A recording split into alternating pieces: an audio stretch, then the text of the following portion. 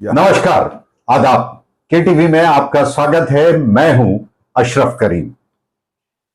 सबसे पहले तो आप लोगों से एक गुजारिश है, एक रिक्वेस्ट है कि अगर अभी तक आप लोगों ने मेरे इस चैनल को सब्सक्राइब नहीं किया तो सब्सक्राइब कर लें, बेल आइकन भी दबा दें ताकि वीडियो जैसी अपलोड करूं तो आप तक पहुंच जाए। लाइक करें और शेयर भी करें, ये एक तरह का सपोर्ट और समर्थन होगा। चलिए, आज जिस मुद्दे पर बात करने वाले हैं वो है वक्फ बिल। आखिरकार लंबे समय से असमंजस बना हुआ था कि क्या होगा, लेकिन रात के 1 बजे इस बिल को पारित कर दिया गया लोकसभा से। उसके बाद राज्यसभा भेजा जाएगा और फिर वहां से पास होने के बाद प्रेसिडेंट ऑफ इंडिया के पास जाएगा और उसके बाद ये बिल पारित हो जाए, यानी लागू हो जाए। आज इसी पर चर्चा करेंगे और चर्चा करने के लिए हमारे साथ हैं सीनियर एडवोकेट फरीद खान साहब। बहुत बहुत खैर मकदम है, बहुत बहुत शुक्रिया। शुक्रिया अशरफ साहब। फरीद साहब, सबसे पहले तो ये बताइए कि आप किस नजरिए से देखते हैं इसको। मैं वक्फ बिल को सिर्फ सेपरेटली नहीं देखना चाहता हूँ, अमेंडमेंट बिल जो आया है इसको सेपरेटली, बल्कि मैं ये कहना चाहता हूँ कि ये एक वेल प्लान, एक कंसर्टेड अटेम्प्ट है मौजूदा सरकार द्वारा, जिससे इस मुल्क को एक कंफ्यूजन वाले स्टेट में डाला जा रहा है। हमारे मुल्क में एक बड़ी त्रासदी हो रही है, एक अजीब किस्म का माहौल है, एक अजीब किस्म का पैराडॉक्स क्रिएट किया जा रहा है, जहां पे अगर आप देखें, मैं बात वक्फ बिल से पहले कुछ बातें कहना चाहता हूं कि अगर आप देखें इस मुल्क में तो गवर्नमेंट कर क्या रही है, लड़कियों के सर से हिजाब उतार रही है, कहती है कि ये जो है आपकी रिग्रेसिव सोच की निशानी है।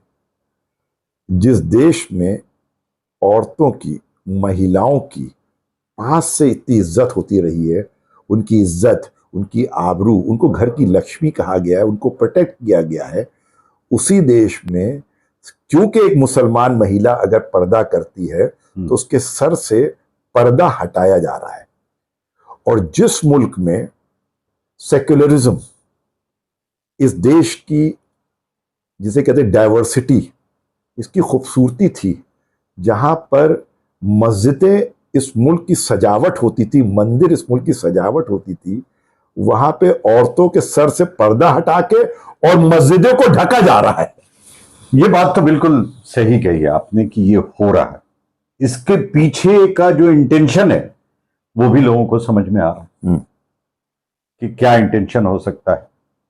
लेकिन वक्फ बिल जो आया है, पहले तो जेपीसी ज्वाइंट पार्लियामेंट्री कमेटी बनाई गई जो अपना रिपोर्ट पेश करेगी, उन्होंने रिपोर्ट भी पेश कर दिया। इसको इतना बड़ा मुद्दा बनाने की वजह क्या हो सकती, क्यों इतना बड़ा मुद्दा इसको बनाया जा रहा है? आप कानून के जानकार हैं, आप बता सकते हैं, क्योंकि वो सारी चीजें तो थी उसमें। देखिए, ये कानूनी मुद्दा बिल्कुल भी नहीं है। ये बिल्कुल कानूनी मुद्दा नहीं है। देखिए, इस वक्त अनफॉर्चुनेटली जब आप कानून की बात करते हैं तो संविधान इसमें पैरामाउंट होता है, कॉन्स्टिट्यूशन पैरामाउंट होता है। और कॉन्स्टिट्यूशन में जितने भी चैप्टर्स हैं, जितने भी आर्टिकल्स हैं, वो इंसान को और इंसान इंडियंस को नहीं, इस मुल्क को भी चलाते हैं। वो तो इस वक्त अनफॉर्चुनेटली सारे संविधानिक जितने भी आर्टिकल्स हैं, जितने भी लॉ है, उन सबको जो है वो बेसिकली तार तार कर दिया गया है। आप कोर्ट में जाइए, अगर लॉ मैटर होता है, टाइटल इशू होता है, वो आपका आस्था पे डिसाइड हो रहा है। आज जो है मेन मुद्दे जो हिंदुस्तान के हैं, आज अनफॉर्चुनेटली हमारा जो मुल्क है वो बहुत बहुत पीछे जा रहा है। अगर आप ट्रैवल करें अक्रॉस इंडिया, आपकी एमएसएमईज जो लाइफलाइन थी इस कंट्रीज की, वो खत्म होती चली जा रही हैं। यकीन मानिए, अभी एक सर्वे आया, was reading somewhere, in the last 10 year MSMEs की इनकम जो है वो 1/2 हो चुकी है, यानी 50% गिर चुकी है।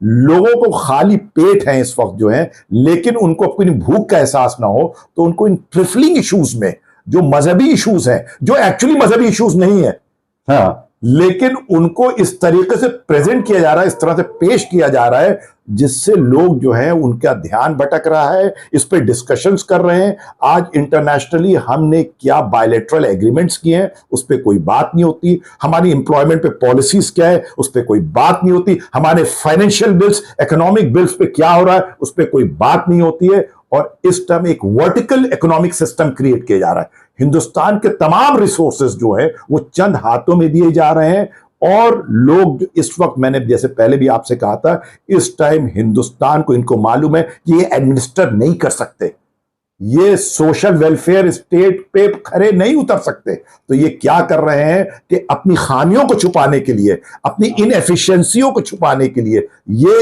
इस किस्म के मुद्दे जो ज्वलनशील मुद्दे हैं, इनको मालूम है कि हम हिंदुस्तानी, चाहे हिंदुस्तान में मुसलमान हो चाहे हिंदू हो, we are sensitive people, we are emotional people. इनको ये आर्ट मालूम है, और ये हमारे इमोशंस के साथ खेल के, सोशल इमोशंस के साथ खेल के इस टाइम में बहुत खूबी से गुमराह कर रहे हैं। मैं ये नहीं कह रहा हूं मुसलमानों को गुमराह कर रहे हैं, हिंदू गुमराह कर रहे हैं, ये पूरे मुल्क को गुमराह कर रहे हैं, ये पूरे मुल्क के साथ खेल रहे हैं।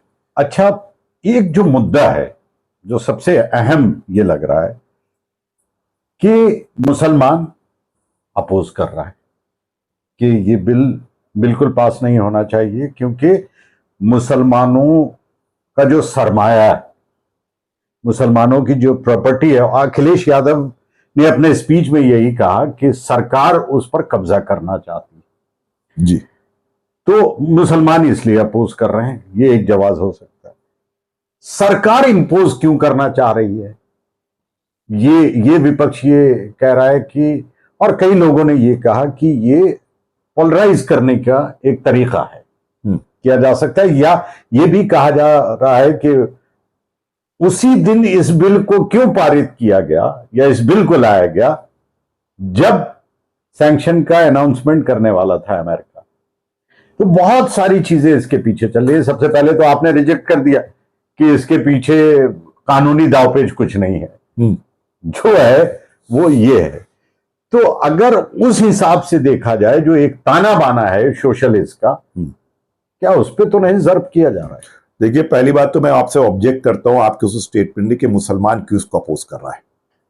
यह बात हिंदू और मुसलमान की है ही नहीं।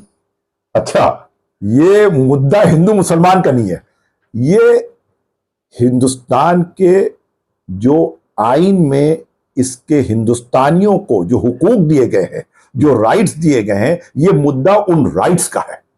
अच्छा, आज की डेट में अगर आप चलिए रिलीजन बेसिस पे, आप मेरी रिलीजियस बेसिस कह रहे हैं कि भाई क्योंकि मेरा नाम, मैं मुसलमान हूं, मेरा नाम फलाना फलाना है, लेकिन यकीन मानिए हमारा हिंदू भाई भी 90% इससे खुश नहीं है। मैंने अपने कई दोस्तों को ये कहते हुए सुना है, यार सब कुछ तो ठीक चल रहा था यार, हमारा इसमें हमारा क्या बेनिफिट है, इससे मुल्क का क्या बेनिफिट है, ये बताओ। और इतने बड़े आप हमदर्द हो गए मुसलमानों के। अरे सबसे पहले तो आप इस मुल्क के लोगों के हमदर्द होइए। आप किसी कौम के हमदर्द क्या होंगे जब आप अपनों के नहीं हो रहे हैं? भाई हमारा नाम फरीद हो सकता है, आपका नाम राम हो सकता है, लेकिन हम सब भारतीय हैं। आप एक्चुअली छल कर रहे हैं। आप फ्यूचर आपको माफ नहीं करेगा। जिस डायरेक्शन में आप इस कंट्री को लिए जा रहे हैं वो अच्छा नहीं है। ये मुल्क हमारी विरासत है, हिंदुस्तानियों की विरासत है ये मुल्क। आप इसको हिंदू के बेनिफिट की बात करते, कभी कभी मुसलमानों की बात करते। आप प्रोवोक क्यों कर रहे हैं यार? आप रोजगार दीजिए, आप जो है पैराडाइज बनाइए। पीस से अगर आपको कुछ करना ही है तो इंडिया को पैराडाइज बनाइए। प्रोवोकेशन सेंटर क्यों बना रहे? इसको एपी सेंटर ऑफ अर्थक्वेक क्यों बना रहे? आप टाइटेनिक, आप जो है बेसिकली जो प्लेट्स हैं उसको हिला के इस मुल्क की जमीन में एक अर्थक्वेक क्यों ला रहे हैं? एक्चुअली आप इनकॉम्पिटेंट हैं, you are not able to deliver, आप इनएफिशिएंट हैं, इसलिए आप ऐसे मुद्दे उठा रहे हैं। अच्छा, तो आपको ये लग रहा है कि इसे इंपोज करने की एक वजह यह है कि इनएफिशिएंट है मौजूदा सरकार, और कंफ्यूज भी है, जिसकी वजह से ये बिल लाना चाह रही है या ला रही है जी, ताकि, और तो इसका मतलब ये है कि अपोजिशन के लोग या जो समझदार लोग हैं वो ये कह रहे हैं कि पूरे ही देश को भटकाना चाह रहे हैं ये असल मुद्दों से। जी, आप भी इस पर बिल्कुल बिल्कुल मुहर लगा रहे हैं। बिल्कुल। और अगर इनको हिंदुस्तान के मुसलमानों की इतनी फिक्र है, पहली बात तो मैं यूजुअली अवॉइड करता हूं कि मैं हिंदू मुसलमान वर्ड यूज करूं, लेकिन अब क्योंकि मजबूरी ये है हाँ। कि हम एक रिलीजन से बिलोंग करते हैं, हाँ। वो एक रिलीजन से बिलोंग करते हैं हमारे भाई, लेकिन अगर आपको मुसलमानों की बैकवर्डनेस से इतनी प्रॉब्लम है, हाँ। तो आप उनको जो है आप रिजर्वेशन प्रोवाइड करिए। आप रिजर्वेशंस प्रोवाइड नहीं कर सकते तो उनके लिए इंस्टीट्यूशंस बनाइए, उनके लिए इंस्टीट्यूशंस नहीं बना सकते तो उनके लिए स्कॉलरशिप्स कुछ डिक्लेयर करिए। आप ये सब ना करके आप ये देख रहे हैं कि कहां वो गाड़े जाएंगे, उन जमीनों पे जहां उनकी कब्रें बनेंगी उस पे भी आपकी नजर जा रही है। एक्चुअली आपकी नजर इस देश पे है। आप इस देश को जो है वो सही तरीके से मैनेज ना करके कुछ चंद लोगों के पास, कुछ चंद हाथों में इसको पोलराइज करके, हम ये नहीं, ये कम्युनिटी को आप पोलराइज नहीं कर रहे हैं, आप हिंदुस्तान की इकोनॉमी को पोलराइज कर रहे हैं एक्चुअली। अच्छा, हाँ, ये बात तो, ये चर्चा तो होती रहती है कि, और कुल मिला के यही कहा जा सकता है। तो अच्छा, ऐसी सूरत में जी, अगर यह कानून पारित हो जाता है, लोकसभा से हुआ, राज्यसभा जाएगा और उसके बाद प्रेसिडेंट ऑफ इंडिया, कानून में क्या प्रावधान है, फिर उसके बाद क्या कर सकते हैं अगर मुसलमान कुछ करना चाहे तो? देखिए मैं बताऊं, क्योंकि अभी अभी जो है कुछ तंजीमें ऐसी हैं मुसलमानों की जो कोर्ट जाने की तैयारी में है जी कि इस पर रोक लगाया जाए। जी, तो क्या मतलब गुंजाइश है? देखिए ऐसा, ये एक बहुत लंबी डिबेट है। हिंदुस्तान में ऐसे बहुत से लैंडमार्क जजमेंट्स हुए हैं जिसमें ये मैटर डिसाइड हुए हैं। जो आप इशू कर रहे हो एज अ लीगल एक्सपर्ट, मैं आपको बताना चाहता हूं, ये आप जिस डायरेक्शन में ले जा रहे हैं उसमें ये दिखाना चाह रहे हैं कि क्या हमारी लेजिस्लेटिव सुप्रीम है या हमारी जुडिशरी सुप्रीम है, इसकी बात आप कर रहे हैं। बहुत से ऐसे केसेस हुए हैं हिंदुस्तान में, लैंडमार्क केसेस हुए हैं जो बेसिकली कई अमेंडमेंट्स को जिन्होंने चैलेंज किया, जैसे कि मेनका गांधी केस था, और भी बहुत से केसेस हुए हैं ऐसे लैंडमार्क जजमेंट्स हैं। ये देखिए eight the end of the day जिस तरीके से अनफॉर्चुनेटली ये जो पूरी जो सिस्टम था, executive, legislative and judiciary system था, जिनकी ऑटोनॉमी थी, जो कंसेंसस में काम करते थे, जो अपने कॉन्स्टिट्यूशन में लिखा था, वो कहीं ना कहीं जो है वो लिक्विडेट कर दिए, वीकेन कर दिए गए हैं।